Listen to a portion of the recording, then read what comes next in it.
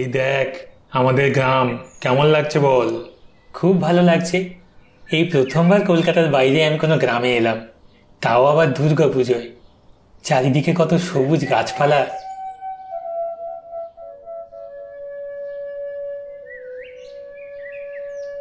এই রবি, এই তোদের গ্রামে নিশ্চয়ই খুব বড় করে পুজো হয় বল? না রে, আমাদের গ্রামে পুজো হয় না, তবে আশপাশের গ্রামে পুজো হয়। তোদের কলকাতাতে যেমন অনেক পুজো হয়, সেই রকম এখানে হয় না। তবে এখান থেকে কিছুটা দূরে একটা বড় পূজা প্যান্ডেল হয়। আমরা প্রতি বছর ওইখানেই ঠাকুর দেখতে যাই। প্রতি বছর তো কলকাতায় কাটাই, এই বছর গ্রামে কাটাবো তোর সাথে, বেশ মজা হবে। তুই আসছিস শুনে মা খুব খুশি হয়েছে। চল চল, এবার তাড়াতাড়ি পা চালাই।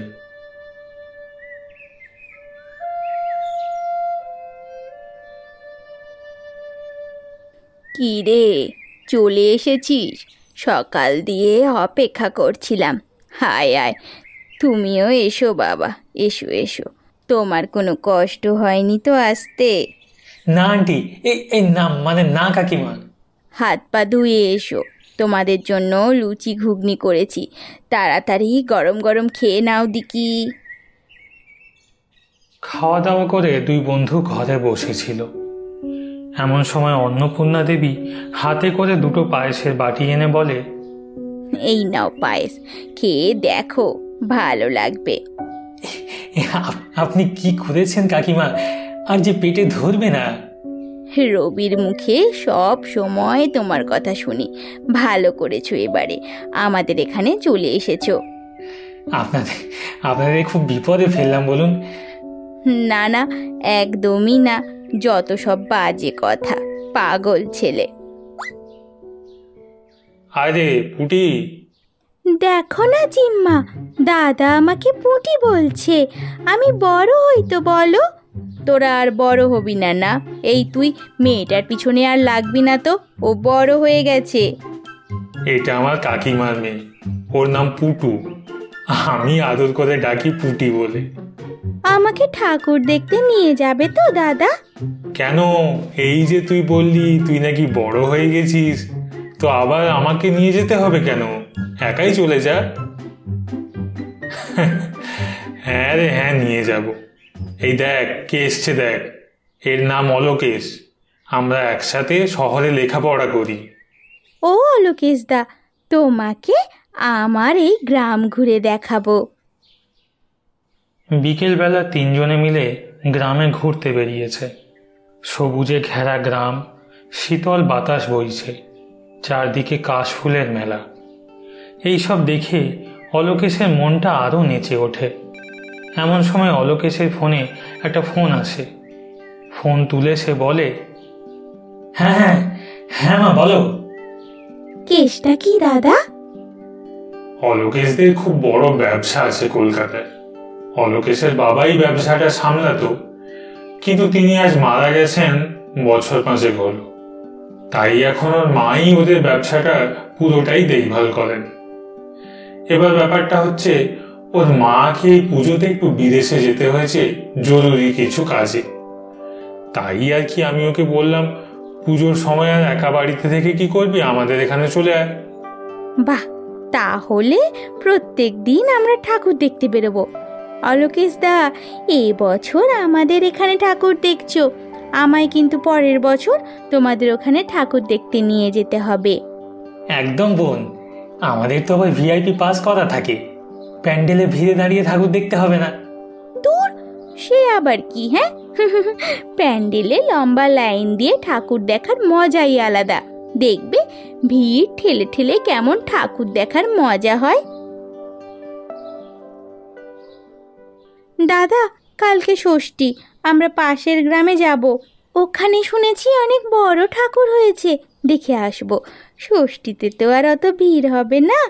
একদম। কি রে অলোকেশ, যাবি তো? সেটা আবার বলতে। পরের দিন সন্ধেবেলায় সকলে বেরিয়ে পড়ে ঠাকুর দেখতে। পাশের গ্রামে পৌঁছে বড় প্রতিমা দর্শন করে পুটু হাতে করে একটা বেলুন কিনে যখন বাড়ি ফিরছিল, তখন গ্রামের পাশেই বড় রাস্তার ধারে অনেক লোকের ভিড় দেখা যায়। সেদিকে এগিয়ে গিয়ে দেখতে পায় একটা বাস নিয়ন্ত্রণ হারিয়ে উল্টে পড়ে আছে রাস্তার ধারে। অনেকজন নাকি মারা গেছে।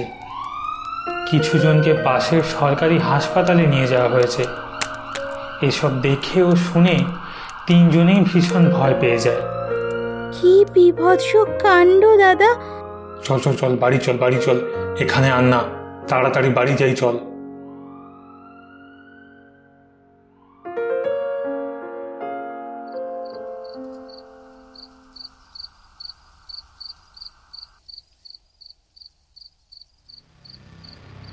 কে কে ওখানে?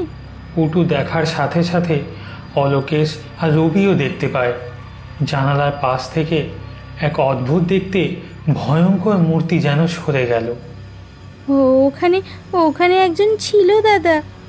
এই আমিও দেখেছি, চল তো বাইরে গিয়ে দেখি ব্যাপারটা। তিনজনে ঘরের বাইরে বেরিয়ে কিছুটা এগিয়ে গিয়ে দেখতে পায় একজন লোক রাস্তার ধারে বসে আছে। উনি মনে হয় আহত হয়েছেন। চল চল। কাছে গিয়ে তিনজনে দাঁড়ায়। লোকটা আস্তে আস্তে মুখ তুলে তাকায় ওদের দিকে। লোকটাকে দেখেই চমকে ওঠে পুটু। দাদা, এই লোকটা সেদিন বাস অ্যাক্সিডেন্টের ওখানে ছিল। আমি দেখেছি উনি জানলা দিয়ে ঝুলেছিলেন, মাথাটা কেটে আলাদা হয়ে ঝুলছিল। এই কথা বলার সাথে সাথে লোকটা খিকখিক করে হেসে ওঠে। সঙ্গে সঙ্গে তার গলা থেকে মুন্ডুটা আলাদা হয়ে ঝুলতে থাকে। রবি, এসব আমরা কি দেখছি ভাই? আমি বুঝতে পেরেছি এরা কারা। এরা এরা এক একটা প্রেতাত্মা। সেই যে বাস অ্যাক্সিডেন্ট হয়েছিল, এরা এরা এরা এরা সবাই তাতেই মারা গেছিল। দাদা দাদা, পালাও পালাও দাদা!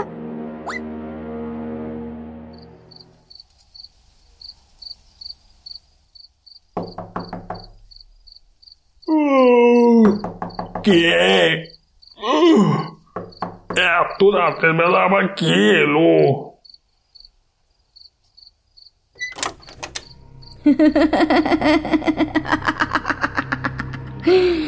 আমাকে সাহায্য করুন, আমাকে সাহায্য করুন, আমাকে বাঁচান, বাঁচান আমাকে।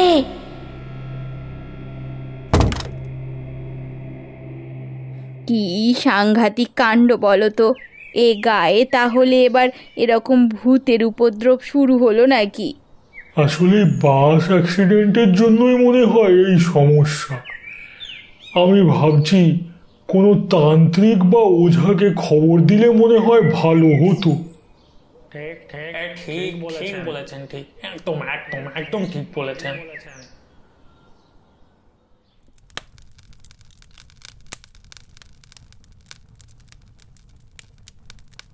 চিন্তা নেই, আর কোনো ভয় নেই।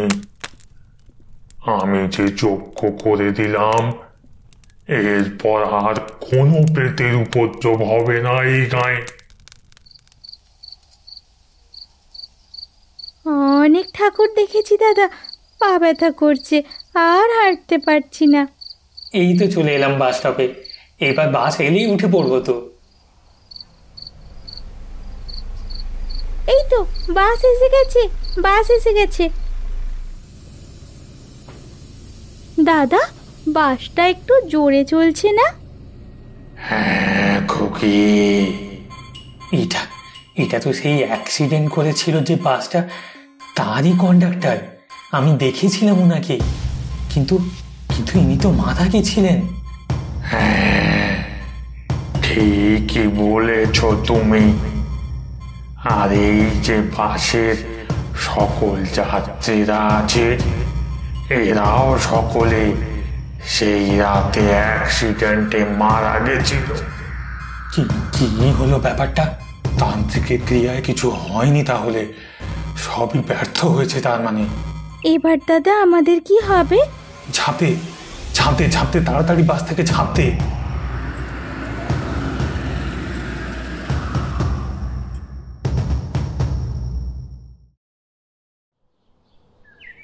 মা দুর্গার অশেষ কৃপা যেই বিপদ থেকে স্বয়ং মা দুর্গা রক্ষা করেছে, নয়তো কি হতো বলো তো? সেই তান্ত্রিকের কোথায় কি তন্ত্রক্রিয়া করে গেছে, হ্যাঁ, কিছুই তো লাভ হয়নি। ছোট ছোট বাচ্চাগুলো যে কি হতো। এই সর্বনাশ সর্বনাশ করেছে। সেই ওঝার মৃতদেহ পড়ে আছে রাস্তার ধারে, ঠিক যেখানটাতে বাস অ্যাক্সিডেন্ট হয়েছিল। তাহলে এখন উপায়? আমার মনে হয় জেঠু, আমাদের সকলেরই উচিত একটা দুর্গা পূজা করা। আজ অষ্টমী, এই অষ্টমীর দিন গ্রামে দুর্গা প্রতিমার ঘট পুজো করা হোক। নিশ্চয়ই মা দুর্গা আমাদের এই বিপদ থেকে রক্ষা করবেন। পুটুর কথা গ্রামবাসীদের মনে ধরে। সঙ্গে সঙ্গে তারা যেখানটাতে বাস অ্যাক্সিডেন্ট হয়েছিল সেখানটাতে ছোট্ট একটা দুর্গা প্রতিমা এনে ঘট পুজো করে। মা রক্ষে করো, গ্রামবাসীদের রক্ষে করো মা। অষ্টমী রাতের বেলা সবাই ভয়ে ভয়ে আছে, কেউ ঘরের বাইরে বেরোচ্ছে না। এমন সময় গাছের তলায় উপস্থিত হয় সেই সকল প্রেতাত্মা যারা সেদিন অ্যাক্সিডেন্টের সময় বাসে উপস্থিত ছিল। তারা দুর্গা দেবীর সামনে হাত জোড়ো করে দাঁড়িয়ে আছে। সব বিপদ কেটে গেছে, তোদের আর কোনো ভয় নেই, আর ভয় নেই।